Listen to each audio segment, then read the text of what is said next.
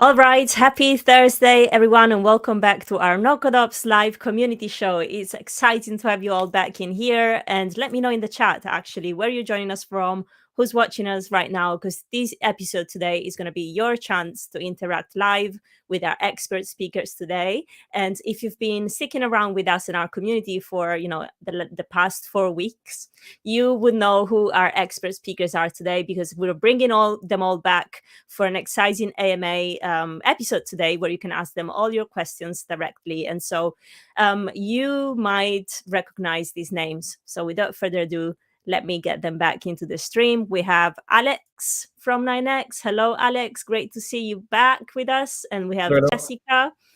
And we also have Kelly and Sahil. I don't think I've ever had so many people joining the stream. And so I'm going to be playing around with the layout. But it's so great to have you guys back.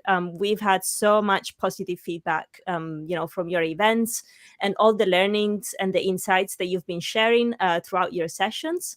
And so it's absolutely fantastic to have you all back in here and to answer more questions, because, your episodes and your webinars have been generating a lot of interest and a lot of questions that haven't been answered. And so what I've done, I've gathered them all back so that I can ask them to you today. And also for anyone watching on LinkedIn, YouTube, X, wherever we are, this is, as I was mentioning, your opportunity to interact with our speakers. So do use the chat, ask your questions, anything that comes up. And if you have a specific speaker that you would like to direct your question to, let me know in the chat as well. And I can see Jared has joined us from California. Great. Awesome. So welcome back. How's everyone doing today? Great. Good. Wonderful.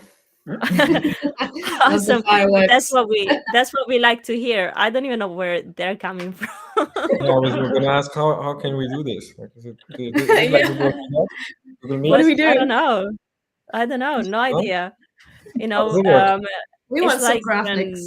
I've seen those interviews on BBC of people doing Zoom calls and having the thumb. I think that there you go. Oh, there we go. I don't even know where it's coming from. It doesn't work with me. Yeah, it's just for cool social people. Only if you're cool, I get it. No, it's fine. But you are the stars of the show here today, because me personally have been learning so much from each and every one of you throughout the past 4 weeks, and our community has been blessed to have you teaching and just sharing your insights. And so before we dive into the questions and we're going to see who's joining us in our audience, I would like to just quickly go around the table, ask you guys to briefly introduce yourselves one more time, and then I'll start with my questions. So I guess I'm going to start with Kelly. Would you like to go first? Oh, okay. Pressure to be the first one. I am Kelly Goss. I am the founder of a no-code systems process and automation consultancy called Solver. I'm also the author of Automate It with Zapier. Wrong way. That side and that side first. I feel like I'm going the wrong way. What else can I tell you? Really passionate about all things no code and excited to be here with all these amazing other cool people. Absolutely. You make a fabulous team. I should call you the Avengers or the Avengers of no code. Here we go. We might get, if anyone is watching and particularly into AI, you have, your little game here. Turn these people into Avengers of no code. Show me before the end of this stream your results. And now all we need are little outfits, leotards and capes. Absolutely. I wouldn't expect anything less. I'm going to move on to Alex. Alex, would you like to tell us about yourself and the amazing work that you do? Hello, everyone. So Alex, I'm originally from France. I'm based in Germany. I'm one of the founders of 9X. We are an automation agency. We use a lot of no-code tools. Maybe one specificity about our agency, where none of us is engineer by training. So we are operators that turned builders. through our past experience, and now we are trying to transfer that to companies, to startups and scale-ups mostly. And we do two things at a high level. We help, so we do missions, we do consulting and implementation missions for clients to help them automate processes or functions. And next to that, we also offer trainings, and this is mostly what I'm spending most of my time on, building courses, trainings, workshops, and so on. Yeah, pleased to be here.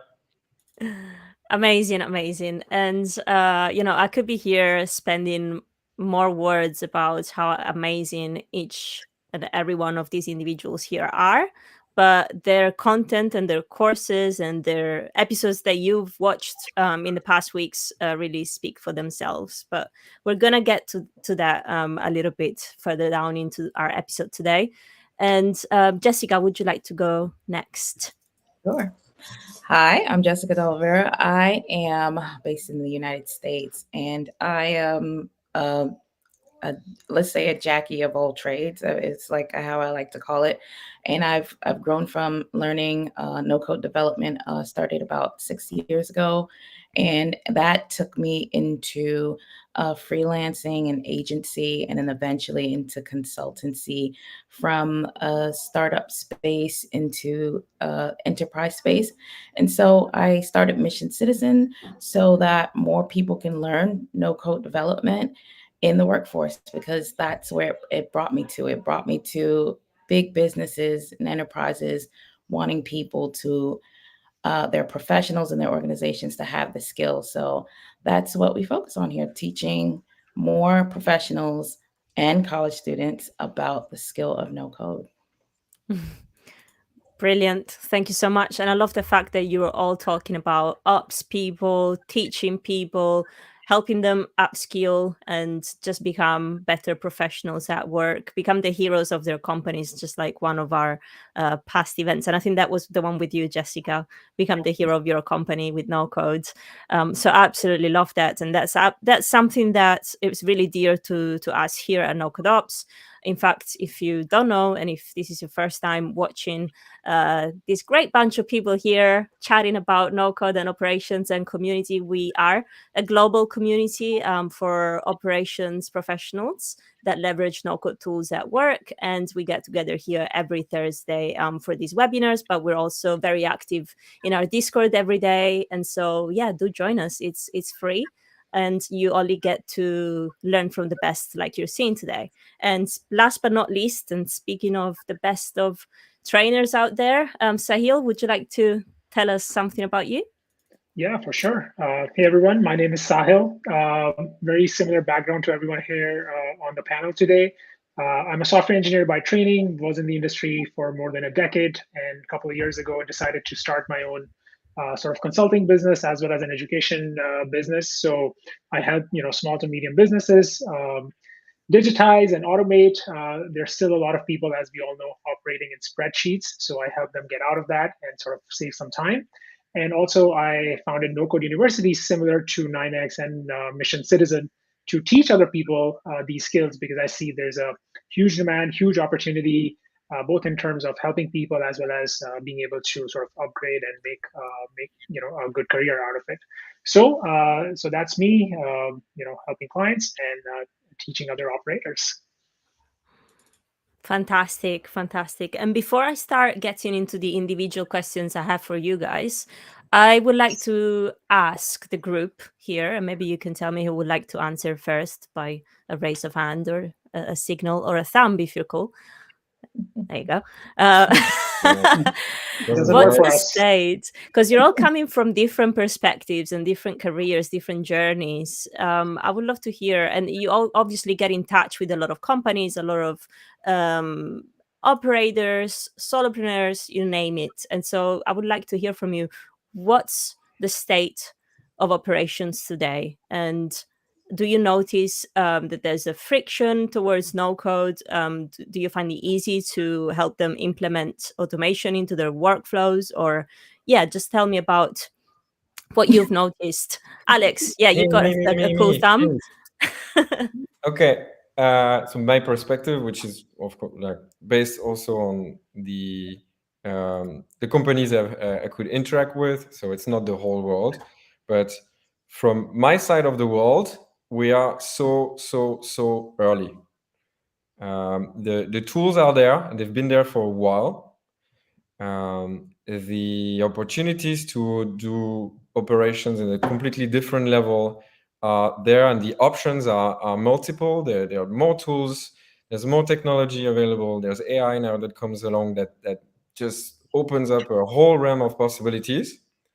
But ops in most companies is really like stuck to very basic. Like most companies do things still very manual and don't even think it's an afterthought. Yeah, and in France we say often opération est le parent pauvre de la tech.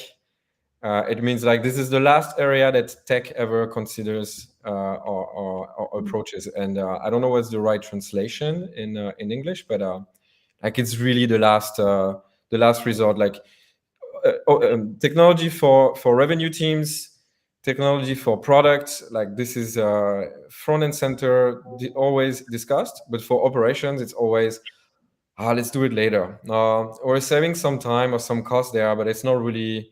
Does it really move the needle, or is it really working? And so I feel we're really early, and it's And first have training, you right?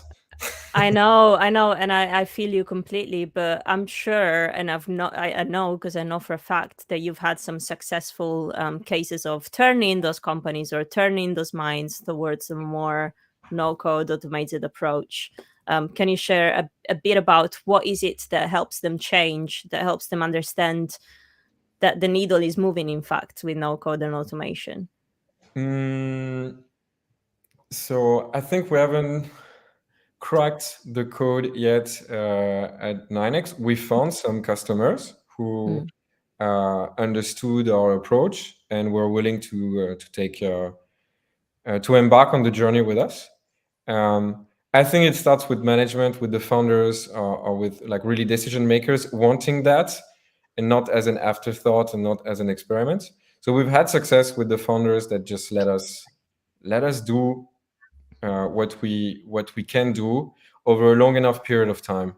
And I think like I'd be curious to hear Jessica, Kelly's, and Sahil's opinion on that.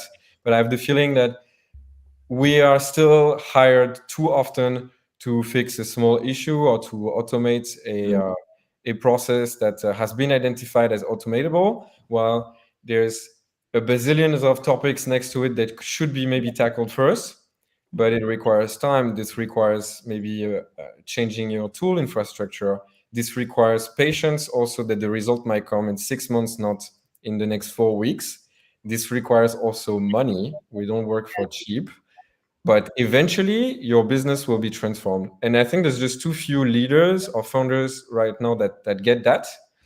Part of it maybe is also we're not great at spreading the awareness, or we don't do enough events like these, or maybe there's not enough success stories, or it's about to come. But I have the feeling that out of give me 10 founders and maybe one will get the approach. Give me 100 founders and maybe 1 or 2 of them will decide to really go that path. More personal, my personal view on things at the moment. I think it's changing, but we're still very early. Yeah, I can see as well from the chat. Claudia, hey, another Claudia. Hi there, Claudia from Berlin. I can totally echo what Alex is saying. Claudia. I just left my job as an executive assistant from a venture capital company that invested into a lot of no-code tools, and then your message kind of ends there on a cliffhanger. But what happened, Claudia? Let us know.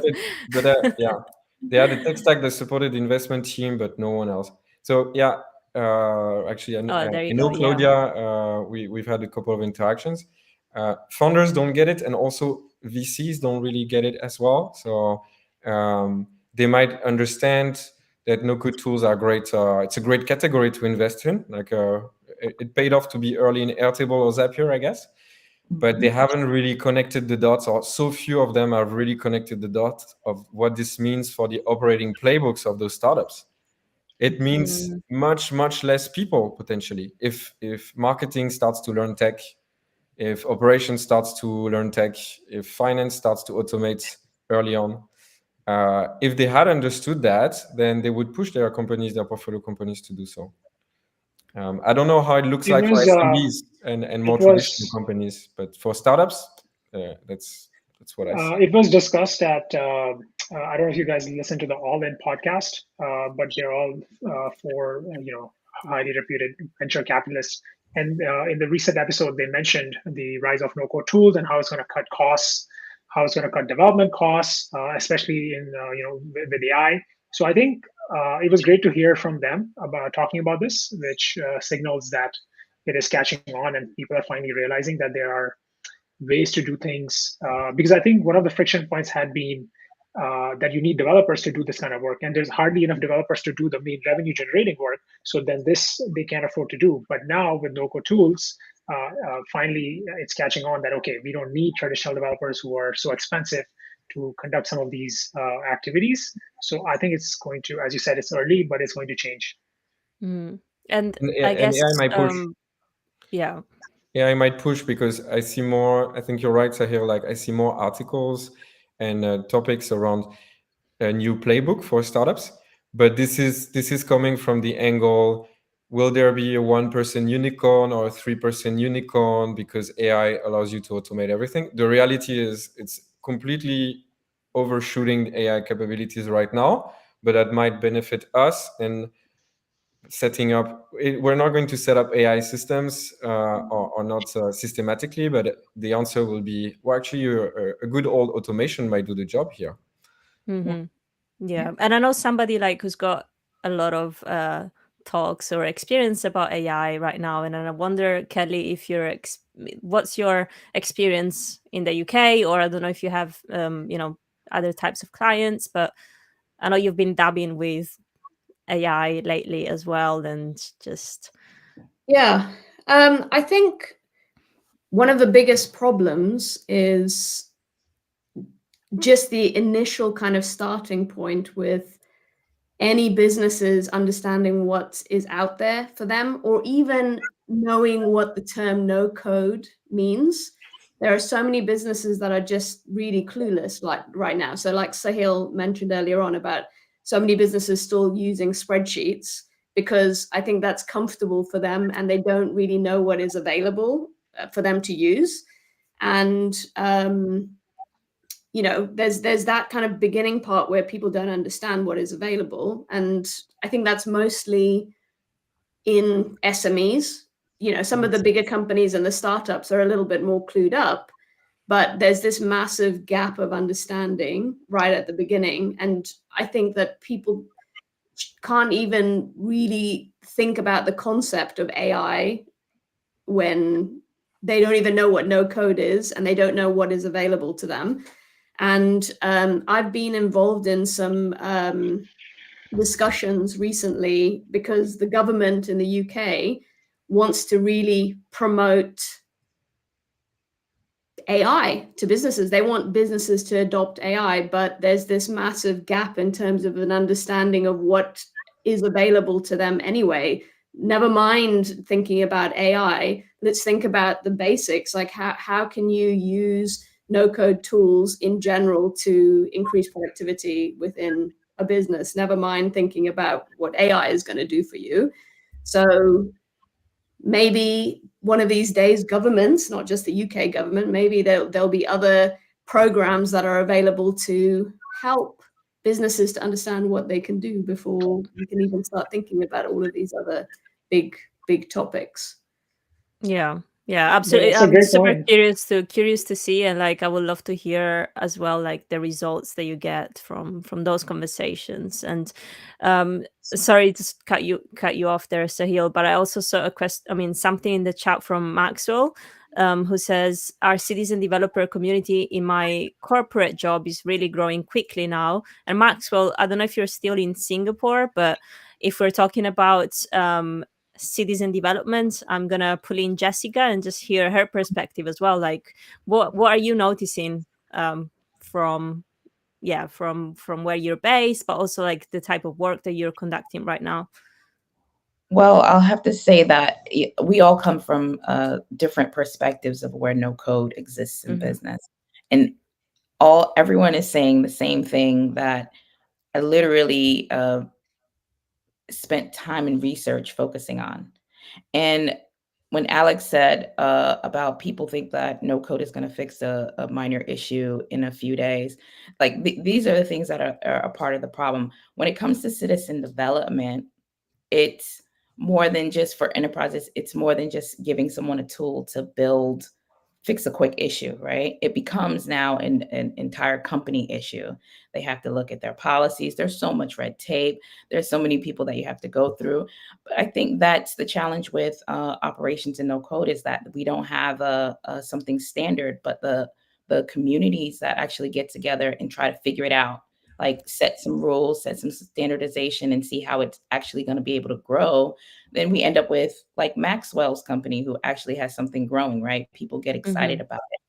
But the other thing is that I found was that in different regions of the world, it's not so quick to catch on in certain places.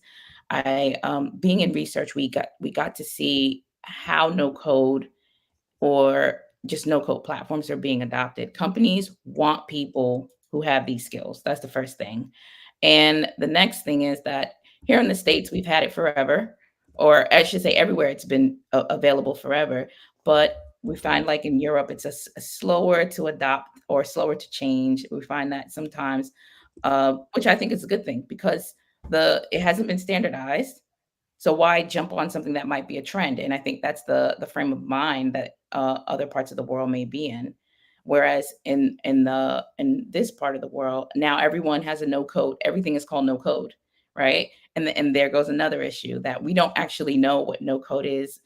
We can't differentiate from the tools that are available on the market. So there's a lot of fixing up that we need to do as far as representing ourselves, the work that we do, the tools that we have, so that people can be a little bit more aware of like what democratized tools are. Right now, AI is where no code was some years ago, and no code moved really quickly. Imagine what AI is going to do in a few years, right? But I just think that as far as the state of operations go, companies want this. But the question that I often received when consulting was like, which problem do I start with first? Which tool do I choose? There's still a lot of questions that people are trying to figure out, that it would help if there was more forums like this that could get companies kind of like hitting the ground running. And they know that there's something wrong in their operations. It's just they don't have all of the information to help them be in a modern state of what operations could be with no code tools. Yeah, and this ties back. Sorry, Alex, what were you saying? I'm actually quite interested in what's your way of solving that, Jessica?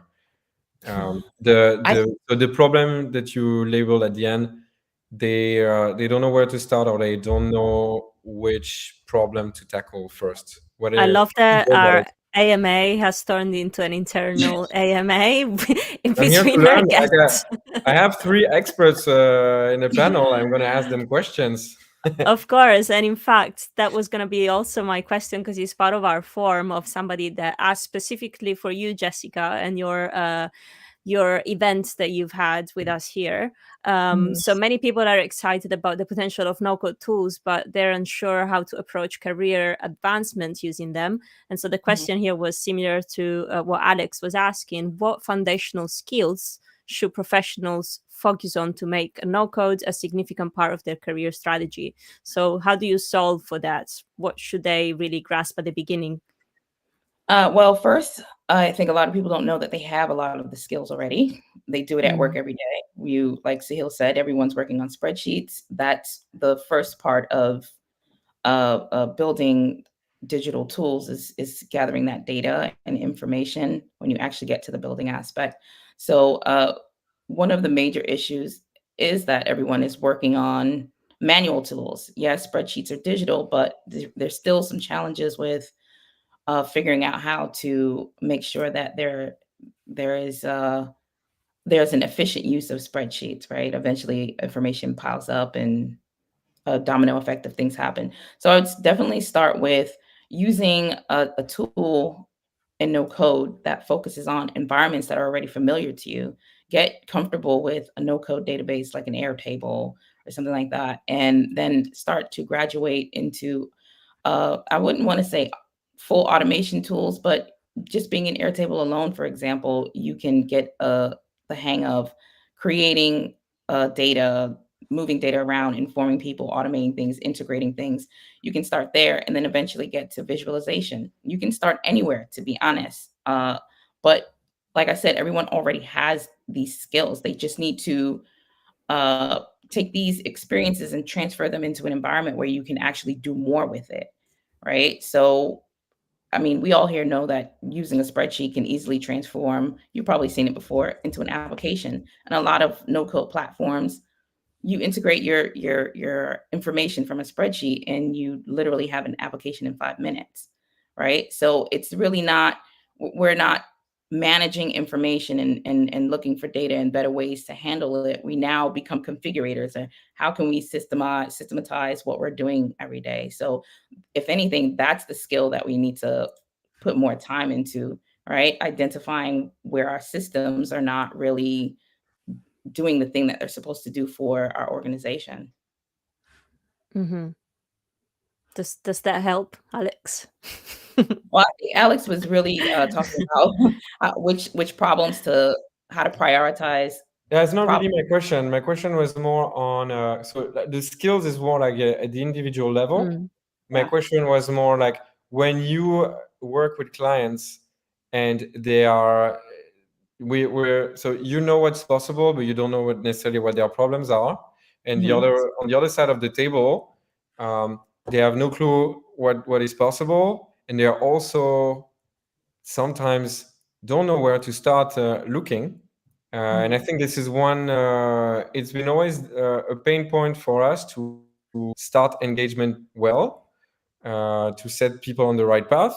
There's the heavy first step is we do a complete audit. I look at everything in your team or company, but it's also hard to sell because at the end, the outcome is there's nothing automated. We just have maybe clarity on what to do, but we still needs to be done. So just curious, like if you've seen other approaches or tactics to really help you navigate this first step. Where what do we automate? What are we automating today? Right. With working with a lot of operational excellence folks, I've come across a lot of really great process people that focus on like Lean Six and things like that. And what I've learned from just like taking the courses and working with those professionals who work with like big manufacturing companies is that you go for the big leak first, like plug the leak in the organization. It may not even be the need for automation of things, right? So just start with the one thing that is leaking them, whether it's revenue, money, because that's what the higher ups in the organization care about. They care about operational efficiency, yes, but increasing revenue and lowering operating costs. I say this over and over again. I'm sorry if it gets redundant, but that's how you get to perk up those ears when you're trying to make your point about you're needing to get to automation and efficiency. You speak about these things. So we start with plugging the leak of the thing that is bringing the company down at a rapid pace first. And then we go from, okay, we're stabilized. Let's move forward from there. I don't know if that helps you any, Alex. No, I think it's good. Like, so one thing I can add, yeah. So there are a couple of things here. So one thing is that we talk a lot about tools, AI, no code, and everything. But a lot of businesses that I talk to, small businesses especially, they couldn't care less. Like they have no idea what no code is, and they don't want to know either.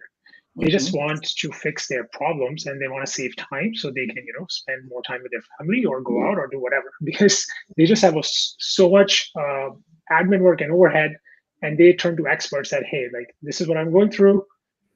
figure it out and fix it for me. So yes, we can spread the awareness about no code, but I think it's going to only impact the actual implementers and builders and operators. And maybe, and it's going to jump from that level to the executive level of big companies that they need to know, okay, these are options other than traditional development. But a lot of people in the middle, they just want to fix their problems, and they're not going to attend a webinar like this. It's just not going to happen. So that's one thing, something to keep in mind I wanted to share. The other thing is, to answer your question, Alex, the approach that I follow, which has worked really well, is that I always suggest, in most cases, starting with a discovery phase with my clients. And the idea of the discovery phase is to really just let them, I shared this in my previous session as well. I just listen to them. I give them a lot of time to just speak their mind, because they don't know what they don't know, and they haven't really taken the time to map out their workflows, manual ones or automated ones or whatever's happening. They have no idea. So it's really just journaling of what is happening in their business at the moment. And then once I have all that data is when I can go back and reflect and then suggest to them that, okay, this is the path that we're going to take. This is what we're going to automate. This is what we're going to leave. And this is how we're going to do it. So once they have shared with you everything, they feel a lot better that, okay, now someone understands our problem and we have an expert who's going to help us. So you also build credibility. You also kind of ease them into the process instead of just throwing words at them like Airtable and AI and chat. They're just going to get scared and not know what to do. So they're like, so that's one approach that I follow that worked really well, always starting with a discovery. Yeah, and I also had a question here for Kelly on the same kind of topic, similar topic. And Kelly, your webinar, your live stream here with us a few weeks back was about process optimization. And one of the questions that we had in that forum was, what are some of the biggest challenges that you've seen teams face when integrating automation tools, and how do you advise them to overcome these hurdles? So I think when we're working with clients, one of the biggest challenges, especially if it's large teams, is user adoption. So whether or not it's an automated process or you're introducing a new tool for them to work with, or it's like, you know, company-wide major changes, sometimes user adoption for people can be a little bit, not user adoption, tool adoption can be a little bit difficult for certain people if they are not on board with the changes. So I think Alex was saying earlier on about, you know, things coming from top level management and being able to get people on board with the changes that you're trying to make really needs to be a whole company thing, and people should be brought in from the beginning to impact on those changes that are being made. So bring in people that are going to help to make decisions and can be the champions for the change so that they can encourage other people within the team to be able to embrace those changes.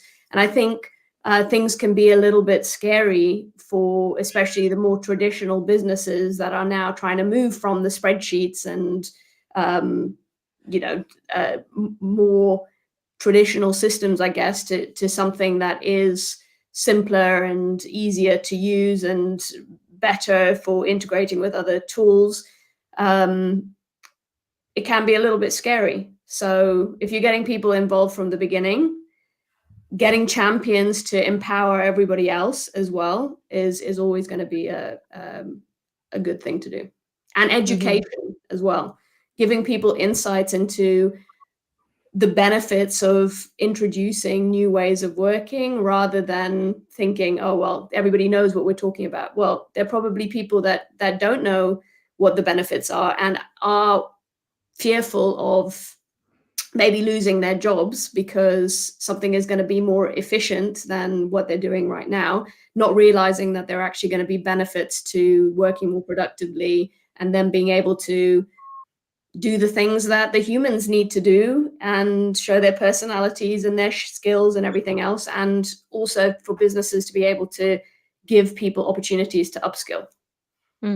Absolutely. And I'm so happy that you brought the education aspect into this, because obviously we're so grateful to have a space, you know, like our community, but also to have, you know, experts like yourselves being advocate for no code in operations and really, really trying to educate employees or people on this new technology and how to leverage it the most at their company. So that's really important, absolutely. And Sahil, I am going to bring you back here because I see a question in the chat about Airtable, and your webinar with us was about Airtable. And I just wanted to, and also I had a question for you specifically from our forum, which was when implementing Airtable across the team, what are some key best practice for ensuring data quality and encouraging adoption, which also ties nicely with Lily Fox here, who's asking, how do you convince your company to move to something like Airtable? For it to work, you have to have the buy-in from others and approval from finance, etc. So I thought you would be the good expert to Yeah. ask. Yeah, for sure. So, first thing is obviously, again, as I said, that you need to show what problem it is going to solve. So if you compare what their current sort of workflow is, and then you sort of paint the picture of what it's going to look like when they adopt a tool like Airtable or Smart Suite or something like that. So you have to show like the delta, okay, how much time you're going to save, what your workflow is going to look like. So you have to paint that picture. So that kind of starts to help them understand, okay, this makes sense. Okay, I need that, right? Like they don't understand how they're going to get there, but at least they can see that end result. So that's always like step number one, to show them. And once you have convinced them and you have the buy-in and they're ready to, okay, we're going to do this, you have to really understand what their workflow is, what problem you're solving, what data they currently have, and how it's going to look like in Airtable. So I mentioned several times in my webinar that you have to design the data before you even touch Airtable, right? You have to go back to a drawing board and really design how your database is going to look like, and make sure and do a stress test on that design to ensure that it's going to solve all the problems, and you are going to be able to implement the workflows using this data design. Because if you get the data design wrong, Airtable is just the implementation of the data, so it's just going to look bad in your Airtable, and you're going to face problems later on. So that's the second part of the equation, the design. And then the third is, once you have implemented, you can do a ton of things within the interface of Airtable or Smart Suite to make it really approachable for your clients, because you know where everything is. Your clients may not know. There will be hundreds of fields. It's hard to find. So make sure you create filtered views. Make sure if you have to create an interface, you create that. Maybe sometimes I give my clients a form on top of the table so that they don't even have to interact with the form. So you have to make all little adjustments and little utilities for your clients so that it's approachable for them. Because for us, it's easy to just open the record, look at the hidden fields, see exactly what's going on, but the clients can get lost. So you have to give them something more digestible. Absolutely, thank you so much. And speaking of, data and database design, our expert here, Alex, has also run a webinar with us about this particular topic. So I don't know, Alex, if you had anything else that you would like to add to this. Databases are cool. No, maybe a little anecdote that sums up where we stand. So, and by we, I mean non-technical folks. Like I studied in business school. One of my first courses I had in this business school was on Excel and on Microsoft Access. And it was during the first year, and I didn't really see the point of learning Microsoft Access. And when Airtable came or landed on my radar, to be honest, the first 2-3 times I saw it, it stood out because it was well designed. It was a playful interface, but I didn't quite get the concept there. And it's such a shame that at the time I didn't learn so well. I didn't really connect the dots what a relational database is, and that basically every tool you use at work behind the scenes has those connections, and those connections they are the business logic. They are how the company thinks about solving their problem. There's how things relate to each other. And I connected the dots very late, being very deep in this topic later on. And there's so many business professionals, non-engineers, that don't have. And that's one. Databases are one example, and there are other technical topics that are really within reach for business people. They don't require you to learn programming, but there's just so much that is unlocked if you understand these. And I think that's a shame that we, when you're in more like business on non-technical role, that we tend to shield ourselves from those topics, or really think, okay, that is not for me at all. I can't do this. It is technical. I won't touch that. And this is really how where I was maybe 6-7 years ago. From now, I would see something that looks like a documentation for developers. By reading it, I would have understood maybe some things already, but I would just assume that this is a part of the internet that is not for me, that is reserved for developers, so I will never ever look at it. And I think so many people that are in this situation, and if only they would learn a little bit more about tech, then they would be able to leverage those tools better. Yeah, and Airtable is the prime example. Sahil was really right on the thinking about the data first. Like if we look at the average user of Airtable, how they use Airtable, you want to jump off the window, because they are like, it's a disgrace. What are you doing? This is not how it should be used. And that is not because Airtable does a poor job at being an intuitive tool. Now it's getting more complex, but that's because they don't know what a relational database is. It goes back to education. And I think it starts with school, and it doesn't start with us. Like, we're more like trying to patch the problem later on at the career stage. But I think prime responsible are the business schools and universities. What are you waiting for? Teach this. Like, this is basic stuff now. Yeah. They're getting. So databases are cool.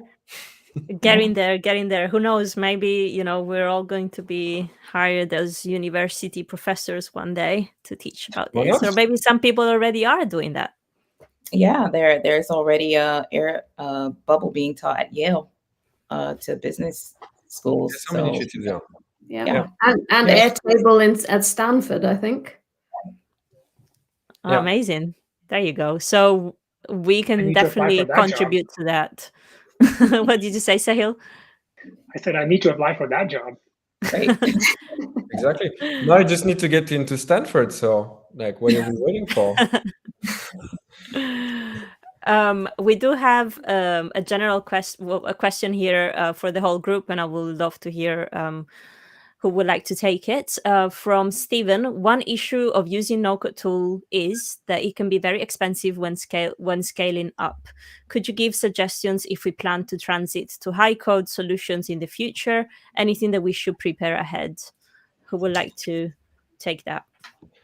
I just have one thought on this, very quick thought. I overheard something I read maybe the other day or last week, that came from an engineer that was saying, if throughout the history, like the chronology of your product, if you don't migrate, at some point you die, because if you don't migrate systems, at some point you start building things on top of each other and patching new things and so on. And there is a benefit at times, sometimes taking a piece of a system and migrating, because it's the opportunity to clean up. I found the thought interesting, because there's always this fear of what if I need to migrate? What if your business idea didn't work out at all in the first place, and you invest tons of that's the actual risk at early stage when you build with code, is over investing resources. Just get the quickest experiment out there, test, and what if you have to migrate? Then it's a rich people's problem. Congratulations, you have a valid business. Can hire engineers, and they'll do a better job than me at database design. But that is not your problem right now. Like, if you are afraid of migrating when it scales, well, you'll have people that will take care of that for you anyways at this stage. Yeah, I want to second what Alex is saying. I don't know if you guys remember, I said, like, I kind of scour Reddit for questions about no code to kind of help people out. And this is a constant question about, like, lock into platforms, and what if I want to scale? What do I do next? And how do I prepare? Like, people are thinking about problems that they don't even have yet, right? And it's like, when you get to, like Alex said, solve your problem right now, focus on the business of it. And that's another thing that people don't focus on enough, is no code is just a tool. The business of it is also just as important, or what business entails. But once you get to that point, you'll have the resources to transition you where you need to go. But as far as Steven's question about transitioning to high code, you still have a lot more options before you get to high code.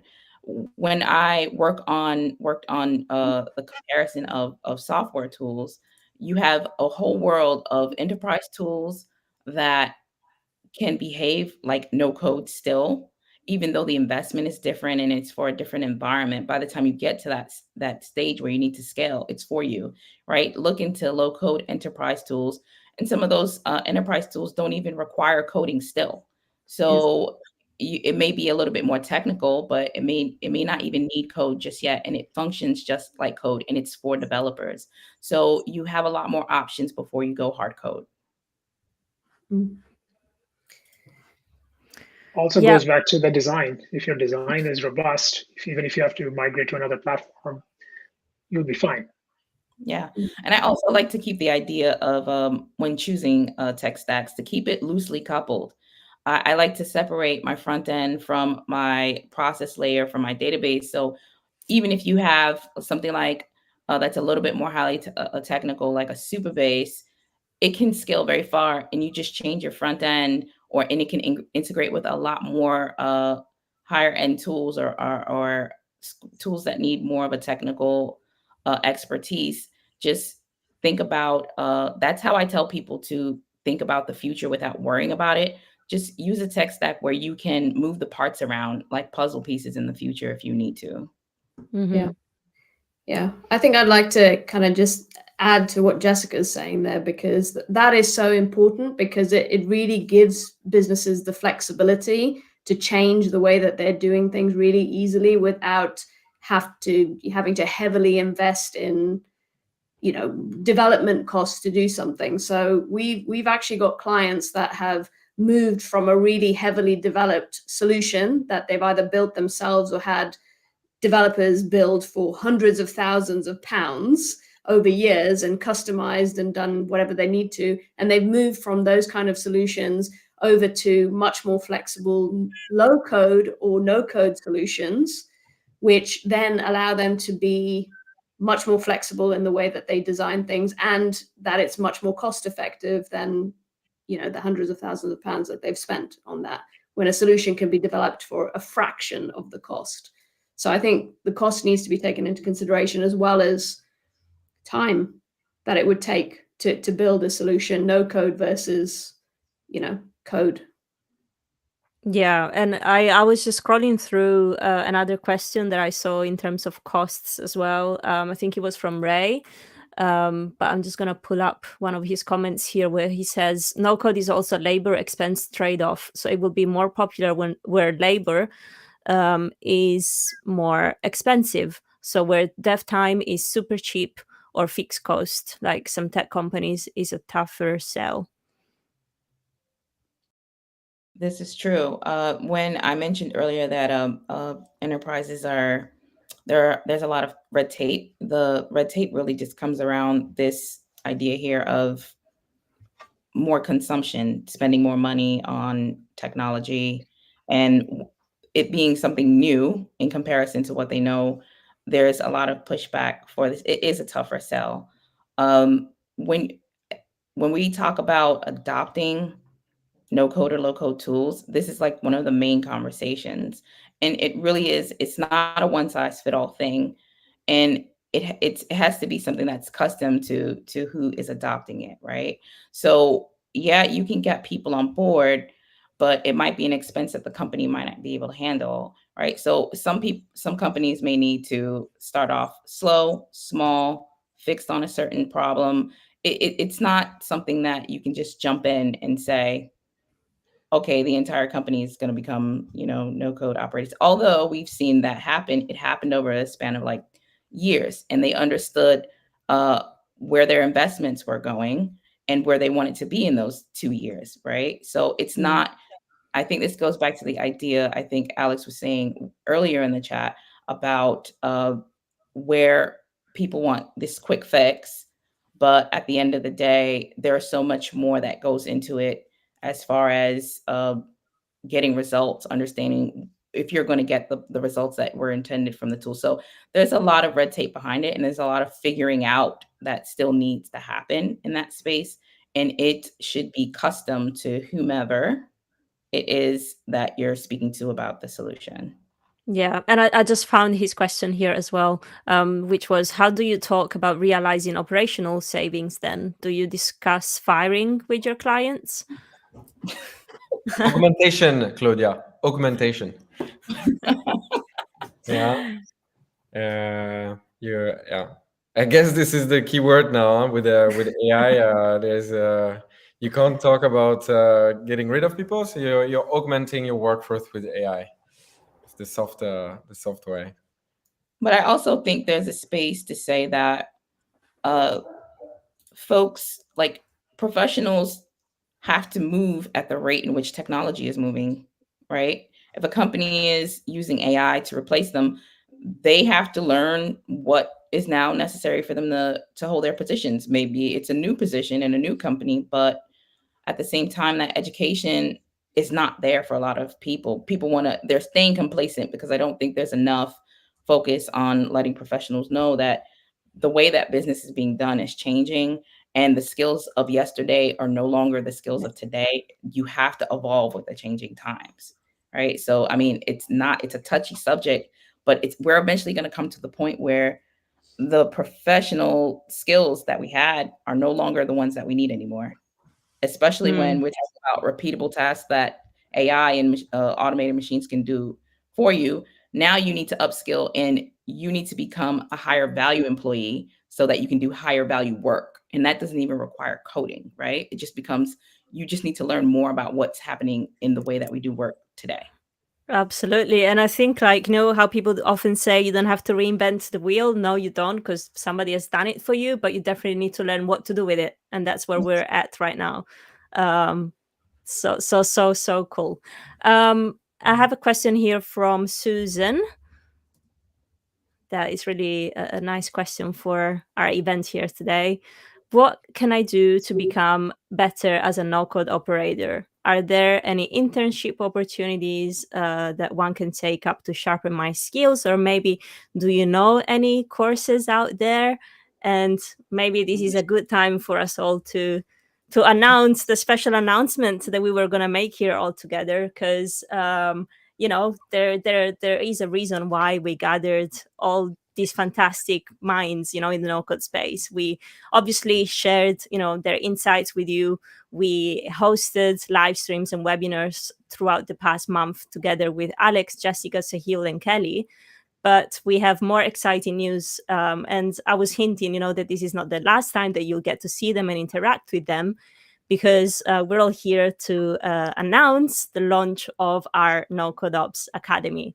And so we've been chatting a lot about education and how important it is to educate people and ops with no code, and just really educate them on the best processes and how to even think about automation in the first place before approaching the tools. And so, you know, we have the speakers here because each and every expert that you see in this room today has a course that they're going to be offering in our academy. And so you'll get to learn directly from these people and these amazing minds here. So NoCodeOps Academy is out there. You'll get a link next week, but I would like to ask the speakers here, tell us something about your course, but also why do you think that is such an important step as well for our community here at NoCodeOps? And I would like to hear who would like to go first. I'll go first. Go on. The course, no code development, application development for business developers. And the reason it's called that is because now, as I just said, everyone needs to learn how business is being done. And everyone's a business developer, whether they know it or not. You're literally like one automation away from becoming just a developer in general. And understanding business is the second aspect of it. That's the skill gap. even the high coding individuals in organizations, they don't have the business skill, but you do, because you do the work every day, right? So you just now need to become a little bit more technical. So that's what the course focuses on. It focuses on educating professionals or anyone in general on how business is being done, and the idea of solving a problem in a business. So it goes through the development process. It plans an application with you, and it builds a knowledge base for you. And it's an application that you can continue to build on top of. And as you grow, whether you're going to create it for your agency, create it for yourself, create it for your organization, to create a single source of truth for all of your tools, all of the information for your employees. And it goes through pretty much speaking a lot about how to think like the people in business and what problems they would be touching on and how they would approach it. So that's what the course is about. Amazing. Thank you so much, Jessica. And, I was saying to you before, to all of you, how grateful I am, not only to be on this journey with you, but also I'm, a community manager, come from an educational background. And if I were to pick some experts in the industry to learn no code from, or this whole topic, automation, and how to really make a career out of it, I couldn't have picked a better team, a better Avengers team than you guys. And I'm so excited that you're in our community, that you're our first educators in the community, and that all our audience and all our friends at NoCodeOps will get to learn from you. So that's really exciting. Who would like to talk about their course next?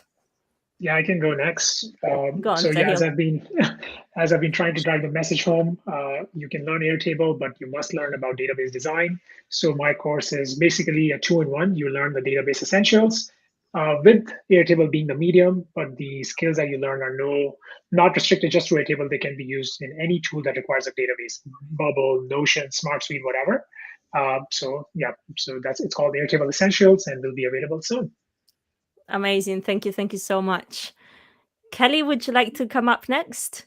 Sure. Okay, so my course is called Simple Zapier Automation Blueprint, 0 to Hero. And it's Nice. not just a course about Zapier. It's got all the cool stuff about Zapier, teaches you how to use the basics, teaches you how to use all the built-in apps in Zapier, build automation. So that's a core part of it. But what I feel is really important when you are putting together any workflow or making changes to the way that you're working, putting new systems in place, changing the processes, is to go back to basics and understand whether or not you have an efficient way of working. So I like this phrase that Bill Gates said, and I'm probably not going to say it 100% correctly, but basically, if you have a process that is inefficient and you try to automate it, you're just magnifying the inefficiency. So it's always good to go back to basics and make sure that you're improving the process first, understanding how you can make it more efficient, and then identifying whether or not, one, it's something that should be automated, because some things just shouldn't be automated, and then how you can automate it with tools like Zapier. So it goes through process improvement principles. So if you've ever come across stuff like Lean Six Sigma, Kaizen, and stuff like that, to some people those might be scary words, but I break everything down into really easy to understand stuff. So you don't need to be a Lean Six Sigma black belt to understand this stuff. It's just taking those principles and translating them into everyday usage so that you can take that and apply it to how processes should be improved before you even think about automation. So it breaks all of that stuff down, give you lots of templates so that it's easy to use, and you get a free copy, an ebook copy of my book as well, which we kind of use in the course as study material. Boom. So yeah. Brilliant. And I need to get my signed copy. Next time I see you. Exactly. Oh, thank you so much. It is 0 to Hero after all. So very full of a full course ready for you. And last but not least, Alex, we've been collaborating with the whole team at 9X for over a year now. And so very excited to have you guys on board in this next endeavor for us at NoCodeOps. What is your course about? So if I remember, because I was not taking care of the migration, so I hope I'm not saying these courses will be there. So there will be 2 or 3. The first one for sure is our free course, No Code Operator Crash course, which is a bit less than 2 hours watch time, and I think it's a great way, if you're new to this topic, to discover what is no-code operations, what are the building blocks of no-code operations. So what kind of tools do we use? What kinds of technologies do we leverage? What are the no-code platforms, the main categories of no-code platforms you may be using? And finally, what are some typical use cases that you can implement, from simple automations to customer portals and the likes? So that's one course. And then on the paid side, we have what we call technical modules. So we'll have 2, one on APIs and one on data and databases. So APIs and webhooks for operators, which is in your automation journey, you might get a lot of you might get already some good outcomes using no-code platforms without too much skill set on the technical side, but at some point you hit a roadblock, and typically APIs is one of these. And learning how to read an API documentation, learning how to trigger what we call webhooks, that the panel here knows too well and works with on a daily basis. It's just going to unlock a lot of use cases along the way, independently of which tool you use.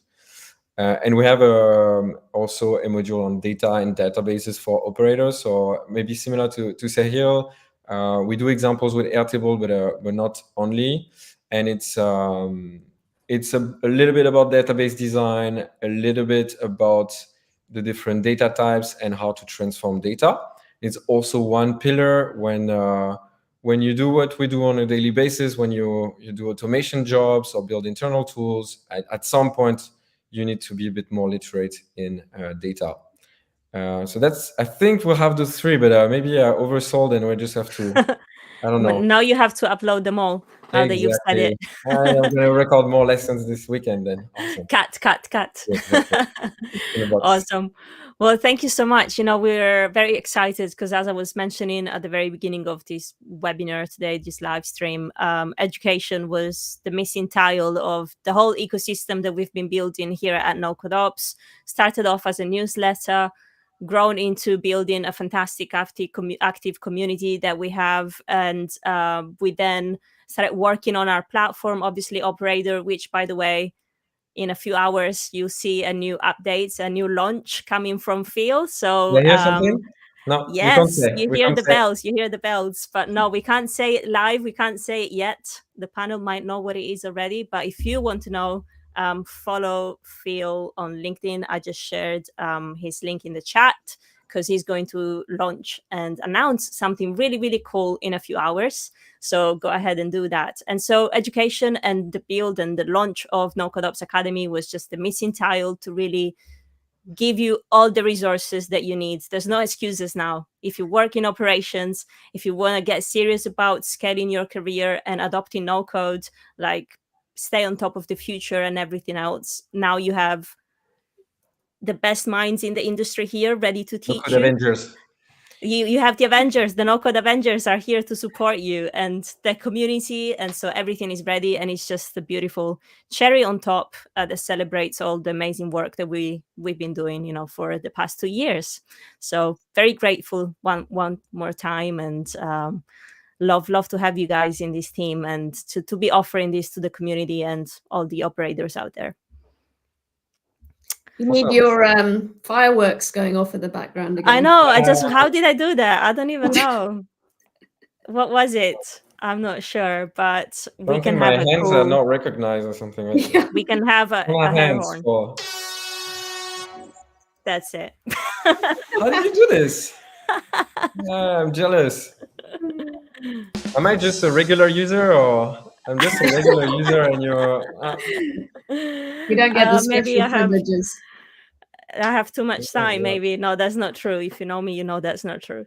All right. Well, this has been absolutely fantastic. Also, we are planning on having a little get together with our educators, maybe once per quarter. So if you want to ask any questions about their courses, obviously, I'm also going to open a section in our Discord if you're part of our community to talk anything to do related to the course that you're taking. So you'll see that happening. You'll see all these launches, mini builds throughout the week, and I'll let everyone know on a big announcement email. You know me, I'll get to you whenever the link is finally ready to be published. But thank you, No Code Avengers, says Susan. And I think what a better way to wrap it all up. On my Thank you so t-shirt now. much. We need the t-shirt. T-shirts now. We do need some No Code Avenger Exactly. t-shirts. I like that. I'll add it to my post-it note here of things to do. You like Want some merch? swag? No Code Avengers goodies. Amazing. And I'll wear it. I'll wear it. If I you would. make it happen, I'll wear it. All right. I'll tell Phil. All right. Well, thank you all very much for being here, for being awesome, and keep educating, keep advocating for no code, and just being your awesome selves. I'll see you in our community, and I'll see you guys in the internet. See you on the internet. Awesome. Or I'll see you at Thanks, the everyone. No Code UK Conf, actually. If you're in the UK and if you want to know more about no code and AI, no Code UK Conf is coming on the 21st of May. And so if you're around, I'll meet you there. All right. Bye, everyone. Bye-bye. Bye. Bye.